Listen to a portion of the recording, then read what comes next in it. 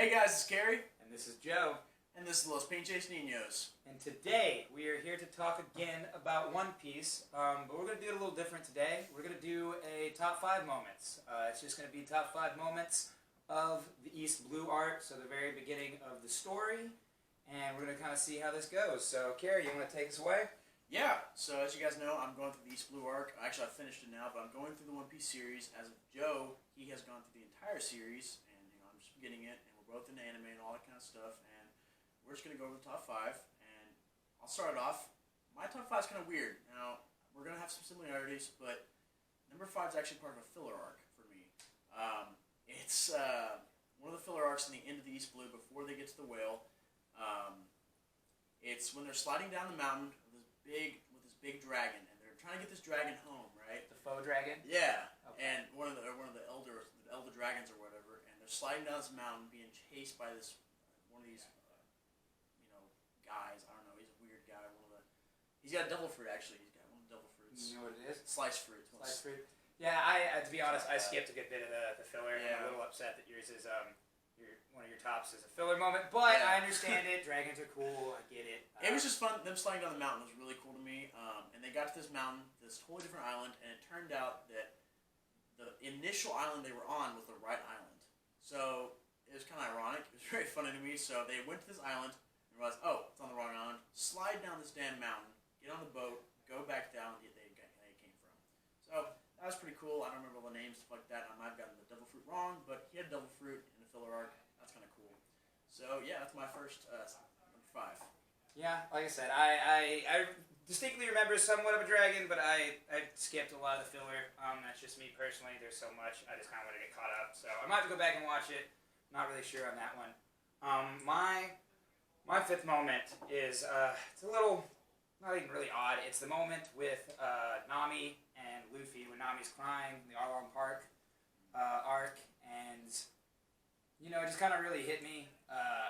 Because, for a while, really don't like Nami. She stole the ship, ran off, kind of was, really didn't want to join the crew for a good while.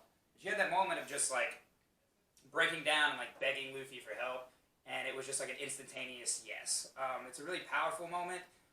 It kind of shows you how Luffy is towards his friends, very loyal in that type of regard, and it was really cool. At the same time, though, this is something that reoccurs throughout the story. It's a really good way to start it off. And you also get that really good intro music of the bum, bum, bum, bum, bum, bum, bum, bum, and then the whole crew just goes, and they're ready to just wreck everybody's shit in.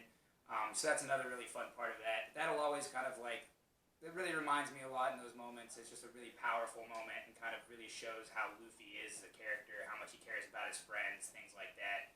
And that is probably my 5th most favorite moment. And the fact that, I don't know if you remember this, but Luffy kind of got lost in that part of the arc. And he had just come into this. And Luffy or Zoro? No, Luffy. So Zoro got lost too. Yeah, probably both. Yeah, but Luffy had gotten lost, came and just saw Nami crying, and just okay, something got to be fixed. Yeah. I'm here. Let's go. King of the Pirates. What's up? Yeah. So that's a great moment. Yeah, great moment. I enjoyed it. Fourth for me is definitely. It's not even. It's a very small moment in the show, but to me it was very fulfilling. When they get to Going Merry, they're pirates, yes, but they're floating around on a dinghy, so it doesn't really feel like they are a pirate crew until they get their first pirate ship. And I have never cried over an inanimate object in my entire life, but I did for the Going Merry later on in the series. So it makes it feel more real for me in those moments. It doesn't feel like a pirate crew until you get the ship. And I will stick that to the death. So number 4 for me is the moment they get to Going Merry. Probably the best part of the Orangetown arc, to be honest. Kuro was cool, but that whole arc I kind of don't remember too well. Nothing really striking outside of Captain Kuro. The story was a little odd. Obviously Usopp, but the lady that lived in the mansion, I don't even really care that much for, and the whole backstory on that one. I did. I loved it. My number 4 was actually probably one of those most graphic moments I've seen in anime in a while, and not because it was bloody, more just because it was kind of just sad. And that was when Sanji realized that there's no food in the bag. Oh yeah. His friend had, and that was rough. I remember seeing the look on his face, like, oh my god. I thought there was food in his bag. Cause he went over the hill, saw that, was it Redfoot? Zeph. No, Redfoot Zeph. Redfoot Yeah, he had Zeph, that yeah. big bag, and Yeah. he just dropped the last piece of moldy Yeah. bread into the ocean. They're all starving and Yeah. frail, and it That was good. hard. It was a good moment. Yeah, it was definitely very graphic early on. Not like you said, not bloody at all, but just definitely. They're starving, and then you see Zeph just pull back his thing, and he was just starving. This big, massive pirate lord is just dying. He's just staying still to preserve every part of energy he has in his body, and that's really cool. So I love that, and that's kind of when I fell in love with Sanji and his whole character, and I just realized where he came from. You kind of realize at that point why he doesn't waste food. There's more into that later, but that's the core of him being such a badass. No, I would definitely put that in my top 10. It is a really good moment, especially, it opens it up. There's nothing but gold and all this, type of treasure and stuff. And he's like, oh, yeah, it's great, you know what I mean? But I can't eat gemstones, it's not helping me right now. Like, I could buy all the food I wanted if there was food, but, It's a wonderful moment because you realize that money isn't everything, Especially in the pirate world. It's something you don't think about, in like Yeah. our reality, but in the pirate world where you can't get stuck on an island forever by yourself, Yeah. you can have all the gold in the world, but it's not going to do you any damn good if you I think it's a common thing with starvation. pirates too. Is a common theme or lesson with most pirates. One of their downfalls, they fall for the treasure, and when other things are in need, like medicine, food, stuff like that, or like scurvy's a big thing with pirates where they don't eat the right nutrition. Exactly. So that's one of the things they focus so much on the treasure, and they don't get their other stuff. Which is why Luffy's character is great because Luffy doesn't really focus on the treasure. He focuses more on the honor, pride. I want to be king of pirates, which is still probably be his downfall. We'll see. But I'm early in the series, so we'll see what I think. Do you want to go? Do the third, or what do we? You go. Knock it out. Cool. Third. Fantastic moment. I love this moment. Zoro's in a sword shop, throws this cursed sword up in the air, and said, "Let me test my luck." And this boy curves right around his arm and falls down. That was amazing. Cursed blade, the cursed blade. Sandai Katetsu. Yes, that was awesome. Tashigi, it was the first time you ever got to meet Tashigi too. That was a good moment. Yeah. The sword geek from Smoker. The whole that was a really nice part in Lowtown. I loved it. Absolutely loved it. I just knew that, obviously, I know Zoro's an amazing guy. He's awesome, and I fully realized at that point he just doesn't care. He doesn't care, and that was really cool. And the fact that they're introducing some new blades for him, because those other blades got broken back, the whole fishman and all that. So The third one he got. Like, I know he got the Sandai, but the other one wasn't. It was just some random blade, right? I don't think it was. No, it was like some legendary blade that the sword shop had made or something like that. It was one of his prized possessions, but as you said, he probably won't use that for much longer. The blade they were focused on was that cursed blade. The Sandai, yeah. Yeah. And they kind of have some references to it. You just haven't seen a whole lot on it, and I can't wait for that to fully get fleshed out. But that was a good moment because you were just like, he was like, if I lose my arm, I'm still gonna be the greatest swordsman without my arm. But like, I like this sword, and we're gonna use it, and that's the end of that story. So yeah, no, I definitely, yeah, that was a good moment for sure. Yeah, it's just a very brief one, I guess. I guess a lot more of mine here in this is like longer sections, but it's interesting though. You know what I mean? Everybody kind of reads into what they want, and it's kind of part of the adventure of One Piece. Yeah. It being so long and everything. My number three was the Arlong fight. It was Arlong is the strongest guy in the East Blue. Luffy took him down, obviously to help out Nami. But it was just a really good moment. First time you get to meet some fishmen, some different races that are in One Piece, so it kind of expands on the lore and the mysticism that is the One Piece storyline. And it was just, that battle axe through the roof, down, crushed him through floors, and he was done. And it was really nice to see, because again, he was the strongest person in the East Blue, so it did kind of start and springboard that journey to becoming King of the Pirates. Like, okay, I'm already the strongest person in my section of the world now. Where do I go from here? Yeah. And obviously the answer is the Grand Line, but it made it a reality, and I just really enjoyed that moment. It was a good fight. More of the fights you kind of learn to expect from the One Piece, and Luffy in particular. Yeah. The other ones, like I said, with Captain Kuro, fights, but it's not like the Arlong one. A lot of things get more geared in that direction, and I just really love that type of battle and everything in shonen animes. But yeah, that's an amazing part, and I got more on that a second. Good, good. Yeah. You're number 2 or you're number 1?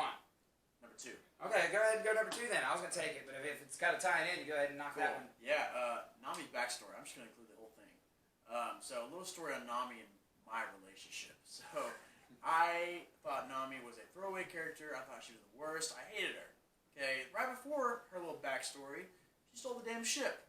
She was like, "Bye guys, see you later. Peace. I'm going to go get some treasure." And I hated it. Yeah, that was shitty. Awful, man. I still have a little bit of resentment for that one. Yeah, but then you get to Arlong Park. You realize what Arlong had done to her family. You know, killed her mother, stepmother, and you know the woman who raised her. And you learn a lot about Nami's mom. You learn a lot about what's going on with Nami, why she's got that Arlong tattoo. You learn a lot about that, and you learn some respect. I mean, you really, really do. Like, this girl's been working for years. Just try to save her village. And the village doesn't know. That's the greatest beauty about the story is the village doesn't know. The village think Nami at this point is working for Arlong for no reason. Like, why would you work with someone who just slaughtered your mother in front of everyone? And then once they understand everything, it's a totally new story. They just break down. It's amazing. The sister loves her. I mean, the sister always loved her and knew something was going on, but it's awesome. You know, I hated Nami. I'll be honest with you, I couldn't stand her. Couldn't stand her. It was like it was Don Krieg, and then a couple of people, and then Nami. It was like Nami was 3rd or 4th, and you know, still this day, Don Krieg will always be number 1, as you guys know. Fuck Don Krieg. Don Krieg. Yeah. So Nami's backstory is amazing. I mean, I didn't watch it. I watched it all in about one day. I blasted through it, and it's like 6 or 7 episodes. It was amazing. It was nice because it took a while for you to get the backstory. Most of the other characters, you got the backstory right out of the gate. You know, you knew Nami, you know, through meeting Usopp, through getting Sanji. You know, I always remember, like, in the Arlong Park arc, specifically when Luffy is in the map room, he just starts chunking shit out the window. You know, it was just like right in the middle of the Arlong fight when he spears through that wall. Yeah, or whatever. Yeah. He just starts throwing it out there. And he goes, you know, you're free now. You have nowhere to come back to. You know, and it is. It was a powerful thing. I think that's one of the things. Oh, hi. Hi, Chester. Hey, Chester, guy. What's up, man? Getting mittens.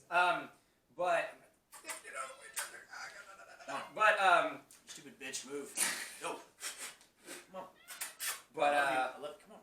Yeah, it was definitely the Nami backstory. The whole thing with Nami, it made Arlong Park outside of the fighting just really emotional. I think it kind of ties back to my moment with Nami in that series. So this is really cool. My number two was both. It was in Logtown, but it was more specifically the Smoker fight. First time you get to see a Logia user, which is really OP at this point in the story. You can't touch them because they're just made of, you know, he's made of smoke. So every time you try to punch him, it goes through him. He ended up getting saved by that weird mask guy, just known as Dragon.